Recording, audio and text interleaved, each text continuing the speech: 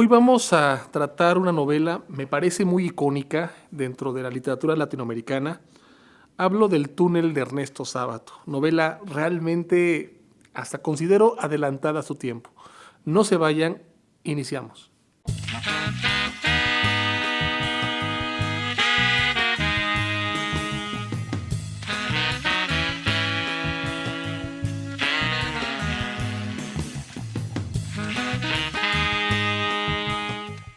La primera vez que oí hablar del túnel pues fue en la universidad, una novela que, como lo dije al inicio, es muy icónica dentro de la literatura latinoamericana. El autor argentino, Ernesto Sábato, pues en su momento escribe esta obra teniendo en cuenta dos personajes. De hecho, me acuerdo que también hace tiempo leí un ensayo que decía que el túnel era una forma de ver la vida, pero dentro de un personaje completamente angustiado. Y es que cuando se habla del túnel, pues de entrada quiero mencionar que es una novela que nos presenta un personaje llamado Juan Pablo Castel, un artista, un pintor que en su momento era brillante, aclamado, ovacionado por sus obras y pues se enamora perdidamente de María Iribarne. Lo que me llama la atención es que pues, cuando se publica esta novela en 1948, pues lo que hace Ernesto Sábato es mostrarnos un personaje que de entrada sobrepiensa demasiado las cosas. Ahorita, pues esas características que por lo general en muchas personas están ligadas con un déficit de atención, con cuadros de ansiedad, con depresión. Sábato lo hace pues dentro de la primera mitad del siglo XX a través de un personaje representando estas compulsiones que ahorita pues ya pueden ser tratadas, ya son mucho más visibles que antes, incluso más identificables. Y es que Juan Pablo Castel, en pocas palabras, si me permiten reseñar brevemente la obra, pinta un cuadro que se llama Maternidad. En el cuadro, además de fue ovacionado por los críticos, había una pequeña ventanita donde había una mujer viendo hacia el mar. Nadie se percató de ese detalle, únicamente una mujer anónima que se llama María Iribarne, que más o menos oscilaba entre los 26, 27 años. Juan Pablo Castel ya era un hombre de 38, 39. A lo que voy con todo esto es que, como se da cuenta que esa mujer percibe ese detalle minúsculo que para el pintor era muy significativo, se empieza a obsesionar con ella, empieza incluso a planificar cómo va a poder hablarle, los escenarios posibles de cómo poder entablar una conversación que parezca ocasional y de ahí pues poder hablar de la pintura y conocerla. Y yo sé que cuando estén leyendo la obra, Juan Pablo Castel nos parecerá un poco intenso y creo que es la palabra que puede definirse, intenso, porque se encuentra a María afuera de unos edificios donde, pues en ese sentido, eh, por así decirlo, eh, María va a hacer algún tipo de diligencia, finge entrar a ese edificio que se llama la Compañía T, y pues al fin y al cabo logra entablar una conversación algo forzada. Esta María lo identifica y pues pues de la nada él entabla una conversación. Muy pronto se la lleva a un parque cerca, bueno, allí en la ciudad de Buenos Aires, y entabla una conversación. Él en pocas palabras, en esa segunda plática, le dice que la necesita, que ella como que configura su vida, como que entiende lo que hay en su alma debido a que pone atención a los detalles. Y lo que hace Sábato con este personaje de María Iribarne es mostrarnos una mujer que es completamente antónima a este personaje, Juan Pablo Castel. No sé si me pueden también mencionar, pero una característica muy común, no es la única, de esas personas que sobrepiensan las circunstancias, que tienen ese déficit de atención, que tienen esos cuadros de ansiedad, es que necesitan razones para poder explicar algún comportamiento de las personas y lo que hace María es no dárselas. María, por lo general, cuando tiene conversaciones con Juan Pablo, se queda callada y eso exaspera a Juan Pablo. Entonces, la novela está escrita desde la cárcel. Juan Pablo Castel de entrada dice: yo maté a María Iribarne, y toda esta novela es una especie de confesionario. ¿Cómo es que llegó a esa acción tan lamentable con María Iribarne? Y sobre todo, pues ya Ernesto Sábato pues está hasta cierto punto narrando en pretérito ese proceso, cómo el personaje se va desenvolviendo con relación a María. Pero lo más interesante es que María no es una mujer, no es una persona que entienda a Juan Pablo. Es decir, no solo no le da razones de su comportamiento, sino que lo deja así nada más. Es decir, como que no le da razones para que Juan Pablo se sienta amado, y sobre todo para una persona que necesita, como lo dije ahorita, entender las circunstancias, entender los pequeños comportamientos de las personas. Esto lo lleva a no solamente a sobrepensar en exceso las circunstancias, sino también tiene cuadros de ansiedad, no puede concentrarse, está todo el día sobrepensando esta vinculación con María, y parece que, al menos como lo va presentando Juan Pablo Castel, que María sabe esto y se aprovecha de esto. Cuando va avanzando la novela, nos vamos dando cuenta que Sábato nos presenta a María, que está casada y al mismo tiempo tiene esta especie de relación extraña con Juan Pablo Castel. El esposo de María es un hombre mayor, más o menos de 50 años, llamado Allende, y, y pues eso es un hombre ciego. Y también Sábato nos presenta que María tiene una especie de pues, relación pareciera incestuosa, pero no está muy explícito, con su primo, con Hunter. Entonces, María no solamente tiene un comportamiento muy definido en su casa, también tiene un comportamiento muy definido con Juan Pablo, incluso con Hunter. Y es que algo bien interesante es que María se nos presenta como un personaje completamente libre, libre no solamente de ataduras emocionales, libre también de poder dar y vivir cualquier tipo de estructura racional que se manifiesta en la vida cotidiana, y que al mismo tiempo esa estructura racional la arroje pues por así decirlo, a una cárcel de la ética. Y esto pues exaspera mucho a Juan Pablo, lo lleva a un nivel de desesperación cuando se entera que es casada, está sobrepensando las circunstancias, siente odio, siente esos altibajos emocionales de la cólera, la frustración, el odio, la altanería, y después vemos un Juan Pablo casi suplicante, de rodillas, pidiéndole perdón por decirle puta. Entonces, creo que es hasta cierto punto esos altibajos que una persona en cuadros de ansiedad, en cuadros de estrés, por sobrepensar las circunstancias, pues llevan a una persona a extremos terribles. Obviamente, en 1948 ese tipo de comportamientos solamente eran hasta considerados psicóticos y únicamente eran tratados como tales.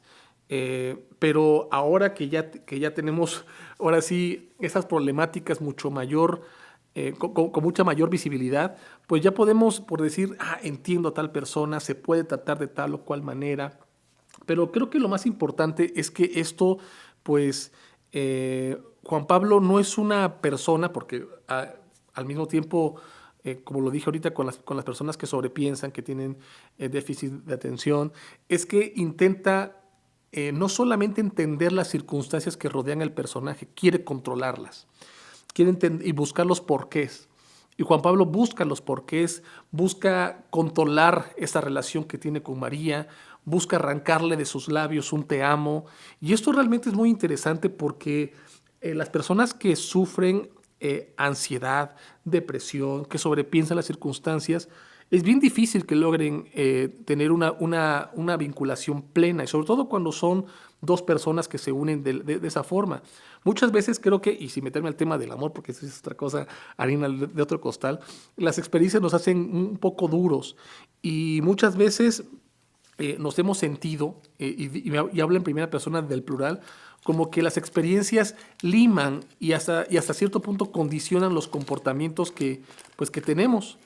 Y creo que eso es muy importante, pero al mismo tiempo explica muchos de los comportamientos que María tiene y que muchas personas bajo ese estándar, también como el de Juan Pablo, poseen. Y yo sé, miren, es bien complicado, por ejemplo, tener una relación nueva a los 30, y no es lo mismo, por ejemplo, que tener una relación durante los 20.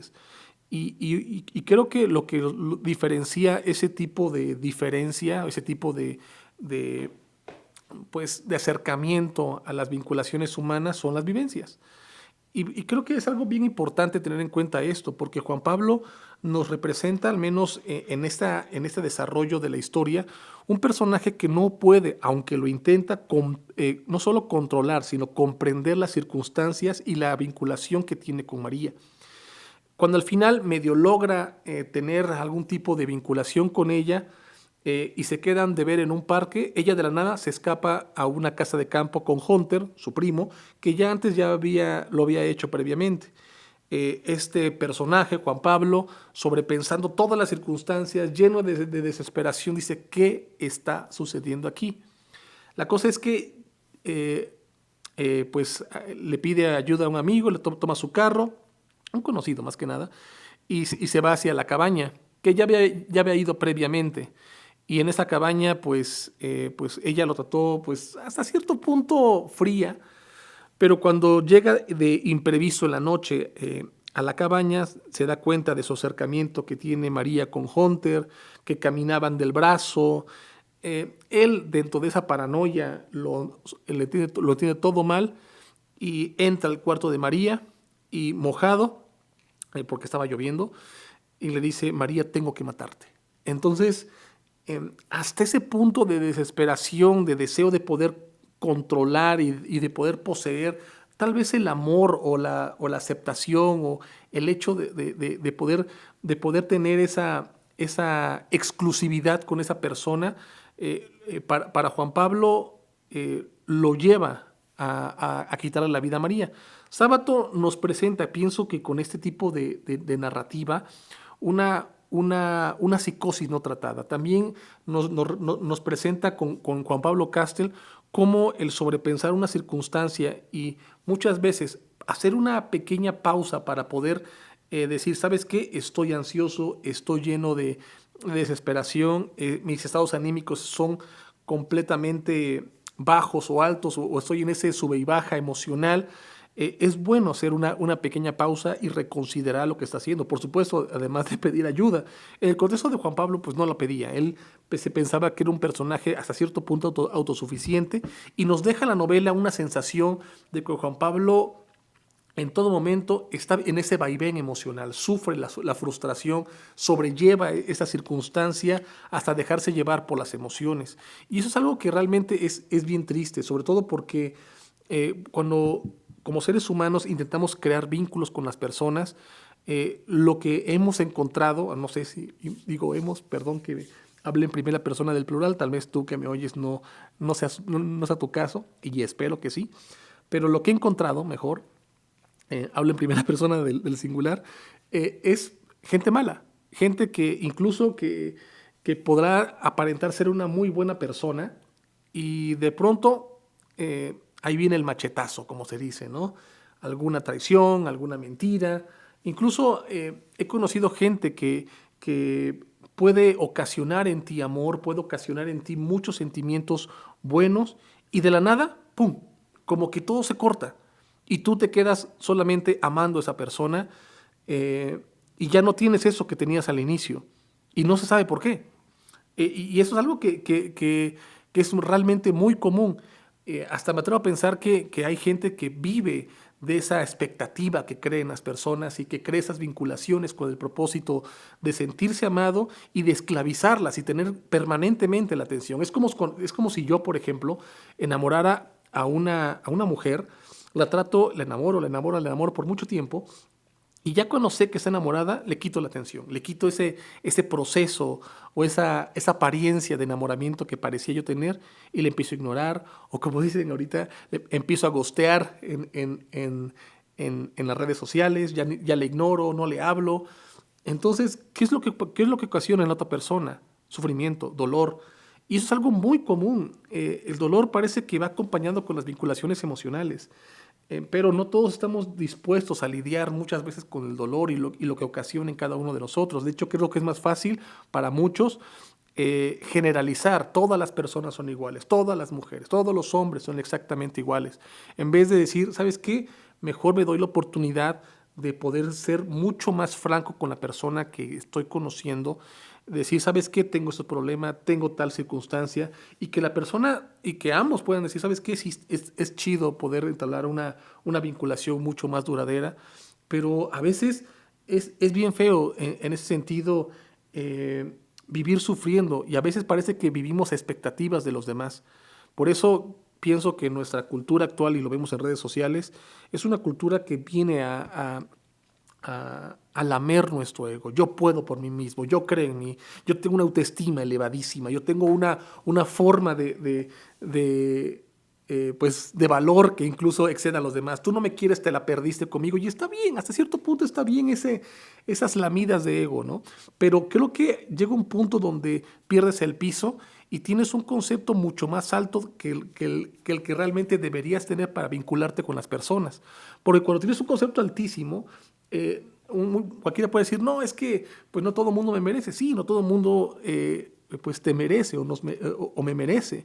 Pero eso no quiere decir que cuando ya estás tan lamido en el ego, piensas que todo el mundo no es igual a ti. Y ese es el problema. Cuando ya ves que todo el mundo ya no es igual a ti, te empiezas a alejar y te empiezas incluso a sentir superior. Creo que algo bien importante con todo esto es que también conozco gente que tiene el ego tan lamido que no solamente se siente superior, sino se siente en la capacidad de poder utilizar a las personas para su beneficio personal.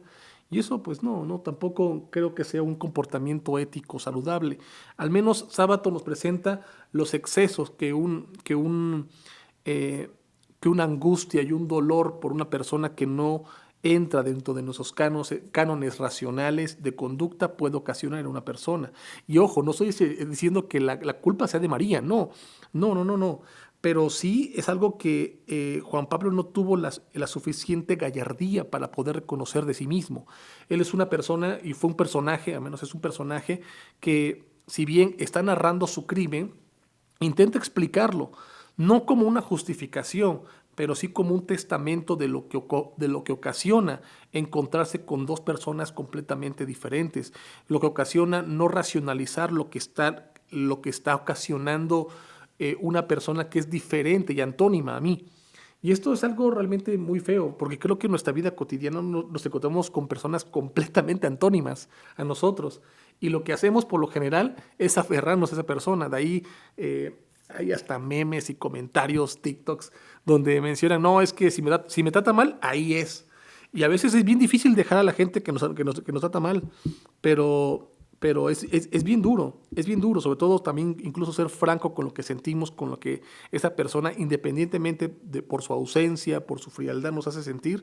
Es más duro enfrentar eso y decirlo como es que, que pues, que seguir como si nada pasara.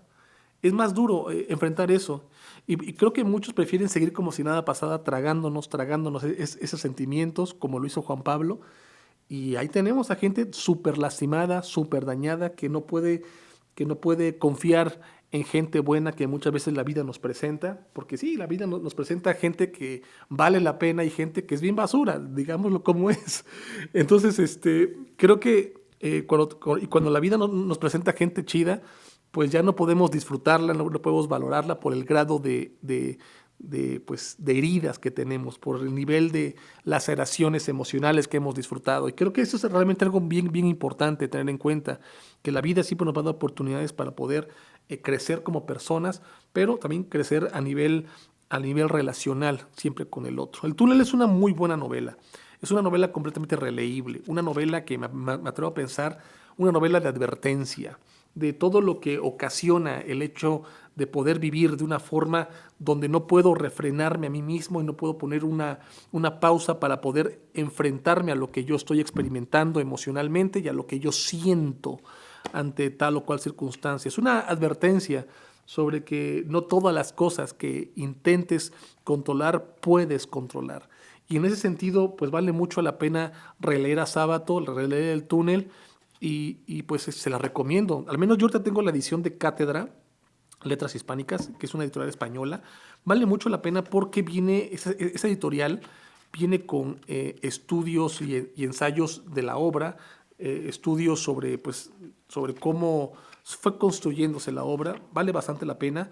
Y también está la edición sencilla, ¿no? La edición que se puede encontrar en cualquier librería. Es una novela que es muy fácil de leer y yo hice una dinámica muy interesante. Lo que hice es que no solo la leí, sino que también leí varias partes con el audiolibro. Es decir, puse el audiolibro y lo iba leyendo con el texto. Entonces, obviamente eso solo se puede hacer con libros escritos en español, ¿no? Porque de ahí cualquier novela o texto traducido, pues dependerá del traductor y la editorial. Pero vale mucho la pena porque eso te permite no solo no distraerte, sino también meterte aún más en el desarrollo de la obra. Una obra de verdad recomendadísima, léanla, no les tomará mucho tiempo leerla. Y como le dije, una dinámica muy interesante es que pongan el audiolibro y tengan el libro impreso delante de ustedes y vayan leyendo con la mirada lo que el audiolibro está diciendo. Eso les parecerá tal vez muy soso, pero el enriquecimiento es muy bueno, vale bastante la pena. Entonces, pues es todo. Ahí, no sé si divagué bastante o no sé, pero ahí nos vemos en el siguiente audio.